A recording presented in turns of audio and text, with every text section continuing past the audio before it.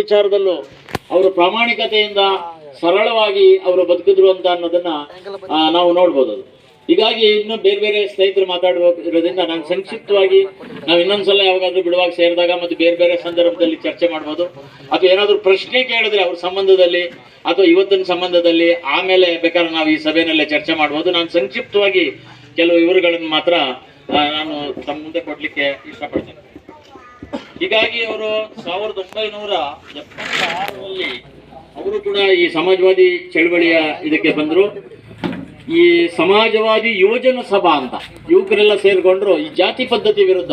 ನೋಡಿ, ಒಬ್ರು ಮೇಲ್ಜಾತಿ ಕೆಳಜಾತಿ, ಇವರು ಹಿಂದುಳಿದವರು, ಅಸ್ಪೃಶ್ಯರು, ಹೆಣ್ಣು ಗಂಡು ಅನ್ನೋ ಭೇದ ನೀತಿನೂ ಕೂಡ ಇತ್ತು. ಅದನ್ನೆಲ್ಲ ಕೂಡ ನಾವು ಅಧ್ಯಯನ ಮಾಡೋದ್ರಿಂದ ಸ್ತ್ರೀ ಸ್ವಾತಂತ್ರ್ಯಂ ಅಂತ, ಹೆಣ್ಮಕ್ಳಿಗೆ ಸ್ವಾತಂತ್ರ್ಯನೇ ಬೇಡ ಅಂತ.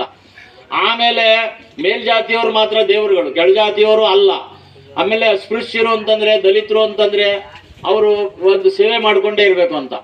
ಆದರೆ 1947ರಲ್ಲಿ ಸ್ವಾತಂತ್ರ್ಯ ಬಂದ ಮೇಲೆ ಅಂಬೇಡ್ಕರ್ ಅವರಂತಹ ಹಿರಿಯರ ಒಂದು ನೇತೃತ್ವದಲ್ಲಿ ಸಂವಿಧಾನ ಬಂದ ಮೇಲೆ ಸಂವಿಧಾನದ ಚೌಕಟ್ಟಿನಲ್ಲಿ ನೋಡಿ, ಇವತ್ತು ಸಂವಿಧಾನದ ಚೌಕಟ್ಟಿನಲ್ಲಿ ಇರುವ ನಿಯಮಗಳ ಪ್ರಕಾರ ನೋಡಿ, ಒಬ್ಬ ರೈಲ್ವೆ ಸ್ಟೇಷನ್ನಲ್ಲಿ ಟೀ ಅಂಗಡಿ ಇಟ್ಕೊಂಡಿದ್ದವನೇ ಒಬ್ಬ ಪ್ರಧಾನಮಂತ್ರಿ ಆಗುವ ಒಂದು ಅವಕಾಶ ಬಂದಿದೆ ಅಲ್ಲ. ಅವನ ವಿವೇಕ ಇದ್ರೆ ಅವನ ವಿವೇಕಕ್ಕೆ ನಾವು ಅದಕ್ಕೆ ಇದ್ದೇ ಇರ್ತದೆ, ಮತ್ತೆ ಅದನ್ನ ನಾವು ಚರ್ಚೆ ಮಾಡ್ಬೋದು. ಮತ್ತೆ ನೋಡಿ, ಎಷ್ಟು ಒಳ್ಳೆಯ ಒಂದು ಸಂವಿಧಾನ ಇದೆ ಅಂತಂದ್ರೆ, ಒಂದು ವಿಧವೆಯಾಗಿರ್ತಕ್ಕಂಥವಳು ಒಂದು ಗುಡ್ಡಗಾಡಿನ ಮಹಿಳೆ ನೋಡಿ, ಅದು ಈಗ ರಾಷ್ಟ್ರಾಧ್ಯಕ್ಷರಾಗಿದ್ದಾರೆ.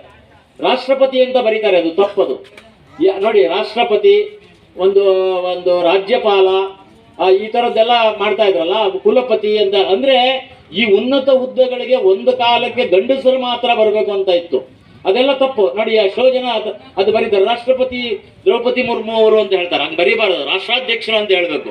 ಹಾಗೆ ಯಾಕೆ ಆ ಥರದ್ದನ್ನೆಲ್ಲ ನಮ್ಮ ಅಂಬೇಡ್ಕರ್ ಅವರು ಮತ್ತು ಲೋಹಿಯಾ ಅವರು, ಹೇಗೆಂದ್ರೆ ಪಾರ್ಲಿಮೆಂಟಲ್ಲಿ ಇವರೆಲ್ಲ ಮಾತಾಡೋದನ್ನ ನಾವು ಕೇಳಿ ಅದನ್ನು ಓದ್ಕೊಂಡಿದ್ದೀವಿ, ನಾವು ಕನ್ನಡಕ್ಕೆ ತಂದಿದ್ದೀವಿ. ನಾವು ಅದನ್ನೆಲ್ಲ ಬರಹಗಳನ್ನು ತಂದಿದ್ದೀವಿ, ಸಾವಿರಾರು ಪುಟಗಳ ಕನ್ನಡದಲ್ಲಿ ಕೂಡ ಸಿಗುತ್ತೆ, ಇಂಗ್ಲೀಷಲ್ಲೂ ಸಿಗುತ್ತೆ, ಹಿಂದಿನಲ್ಲೂ ಸಿಗುತ್ತೆ.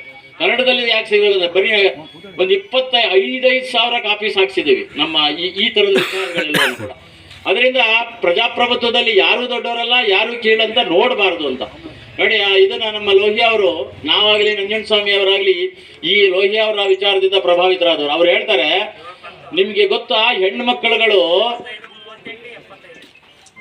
ನೋಡಿ, ಗಂಡಸರು ಎಲ್ಲಾದ್ರೂ ಮೂತ್ರ ಮಾಡ್ಬಿಡ್ತಾರೆ, ಹೆಣ್ಮಕ್ಳಿಗೆ ಇದಿರೋದಿಲ್ಲ. ನಮಗೆ ಒಂದು ನೆಹರೂಗೆ ಹೇಳ್ತಾ ಇರ್ತಾರೆ ನೋಡಿ, ಎಲ್ಲ ಕಡೆಗೆ ಒಂದು ನೋಡಿ, ಸೂರ್ಯ ಮುಳುಗೋದನ್ನ ಕಾಯ್ತಿರ್ತಾರೆ ನಿತ್ಯ ಕರ್ಮಗಳನ್ನ ಮುಗಿಸ್ಕೋಬೇಕಾದ್ರೆ ಹಳ್ಳಿಯ ಹೆಣ್ಮಕ್ಳು. ಮತ್ತೆ ಅಂಥದಕ್ಕೆಲ್ಲ ತೊಂದರೆ ಆಗದಾಗೆ ವ್ಯವಸ್ಥೆ ಮಾಡಬೇಕು. ನೀನು ಶಾಂತಿದೂತ ಅಂತ ಹೆಸರು ತಗೊಂಡಿದ್ದೆ, ಪ್ರಧಾನಮಂತ್ರಿಯಾಗಿ ನಿಮ್ ಕೆಲಸ ಅಂತ ಹೇಳ್ತಾ ಇದ್ರು.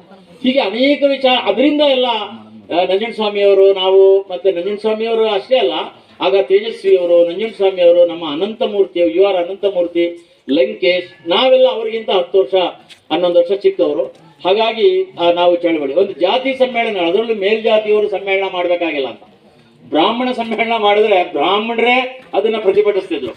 ಅಲ್ಲ, ನಿಮ್ಗೆ ಎಲ್ಲ ಅನುಕೂಲಗಳಿವೆ, ನೀವು ಉತ್ತಮ ಜಾತಿಯವರು, ನೀವು ದೇವರು ಅಂತ ಅಂತಾರೆ. ಅದರಿಂದ ನೀವು ಏನು, ನಿಮ್ಗೆ ಹಕ್ಕಿಲ್ಲ, ಎಲ್ಲರೂ ಮನುಷ್ಯರೆಲ್ಲ ಒಂದೇ ಅಂತ ಮಾಡ್ಬೇಕು ಅಂತ. ವಿಶ್ವಮಾನವ ನಮ್ಮಲ್ಲಿ ಕನ್ನಡದಲ್ಲೇ ಆ ಥರ ಇದೆ. ನಾವೆಲ್ಲ ಸಾಹಿತ್ಯ ಓದೋರು. ಮನುಷ್ಯ ಜಾತಿ ತಾನೊಂದೇ ವಲಂ ಅಂತ, ಮನುಷ್ಯರೆಲ್ಲ ಒಂದೇನೆ. ಮನುಷ್ಯ ಅಷ್ಟೇ ಅಲ್ಲ, ಪಶು ಪಕ್ಷಿ ಪ್ರಾಣಿ ಮನುಷ್ಯ ಎಲ್ಲರೂ ನಾವು ಸಂತೋಷವಾಗಿ ನಾವು ಬದುಕಬೇಕು ಅಂತ ಅನ್ನೋದು ತತ್ವ, ಅದು ಜಗತ್ತಿನ ತತ್ವ ಅದು. ಹಾಗಾಗಿ ಅದಕ್ಕೆ ನಾವು ವಿರುದ್ಧವಾಗಿ ನಡ್ಕೊಳ್ಬಾರ್ದು ಅಂತಕ್ಕಂಥ ಒಂದು ವಿಚಾರ ಅದು. ಆಮೇಲೆ ಈಗ ಕರ್ನಾಟಕದಲ್ಲಿ ಹೋಲಿಸಿದ್ರೆ ಈಗ ಬ್ರಾಹ್ಮಣರಿಗೆ ಸಕಲಾನುಕೂಲಗಳಿವೆ, ಅವರಲ್ಲೇ ವಿದ್ಯಾವಂತರು ಇರ್ತಾರೆ, ಅವರೇ ಎಲ್ಲ ಅಧಿಕಾರಿಗಳಾಗಿರ್ತಾರೆ, ಇದಿರ್ತಾರೆ. ಹಿಂದೆ ಅದನ್ನ ಬಿಟ್ರೆ ನಮ್ಮ ಬಸವಣ್ಣವರು, ಅಲ್ಲಮ್ಮ ಪ್ರಭು, ಅಕ್ಕ ಮಹಾದೇವಿ ಕಾಲದಲ್ಲಿ ಒಂದು ಲಿಂಗಾಯತ